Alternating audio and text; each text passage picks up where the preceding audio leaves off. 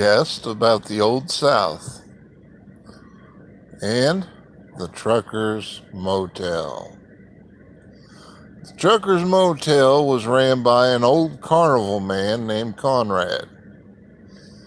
He owned it for many years. Truckers from all over the United States would stop in at the Truckers Motel for a cup of coffee, some biscuits and gravy, and a little company. You see, the Truckers Motel was a cat house. Some people called it a whorehouse. Or, as my Uncle Edward always called it, a house of ill repute. Now, times have changed, and they've stayed the same.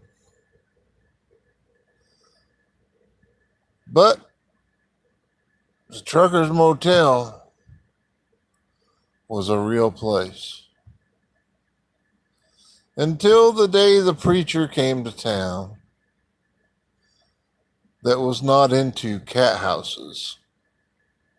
He ended up shutting it down in the late 80s, and it has sat empty ever since. Well, I'm going to tell you a few quick stories about that old place, and I'm going to share a link with you what brought this up in my mind today. Carolina Tony does videos of all over South Carolina history, all over the South, Georgia, Florida, Nashville. He's got a ton of great videos. His name is Carolina Tony, and it's a pretty awesome channel. It's not like a blackout podcast like my channel. And I will leave you a link to the video that inspired this podcast. All right. One day I just got a new job with a trucking company, hauling around a carnival.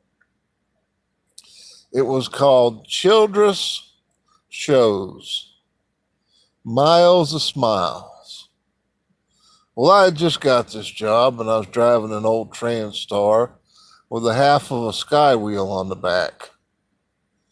Well, I'm following the owner in his big old bus, and we get up to this hotel, and half of the carnival's trucks were parked around it. I mean, in front of it, across the road.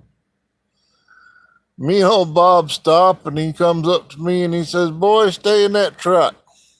It's all right. I heard him walk in that bar. Well, it was a coffee bar, restaurant type of thing that I had never been in before, but I was awful curious to go after this. I hear him walk in there, and he said, "Boys, the carnival is not setting up at the whorehouse. Getting them trucks and getting moving on." Boy, I laughed for an hour driving down the road. We finally got to where we were going. I dropped my load and I went back for the next. Well, I drove by that old cat house about 5 times, moving the carnival from one town to the other. Well, I was pretty tired on my last trip. And I heard somebody say something about coffee being in there, so my last trip, I couldn't keep my eyes open. I stopped in there and sat down at the bar, and there's these women in negligees running around all over the place. So I went in there and I ordered me a cup of black coffee. I drunk it. I asked for another cup. They brought me another cup. And I'm looking around, and this pretty little lady comes up to me and she says, "If you're looking for company, honey, Just put the spoon in the cup and leave it there. I said, sweetie, I got to go. I'm just getting some coffee. I can't keep my eyes open. But that was my first trip into the Truckers Hotel. Quite a place. So that's my story. And there was, back then, them places were everywhere. Anywhere you traveled in the South, there was a cat house. If you ever been to the Windmill Restaurant on 301 going south, that was a cat house. Truck drivers knew about every one of them.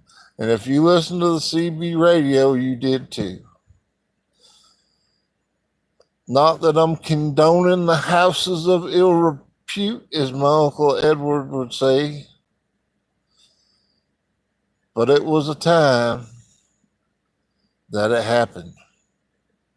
All right, y'all. That was my story. I'm sticking to it. And y'all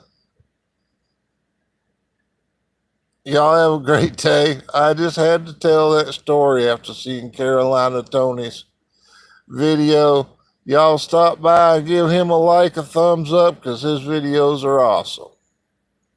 Have a great night, y'all. And thank you for stopping by.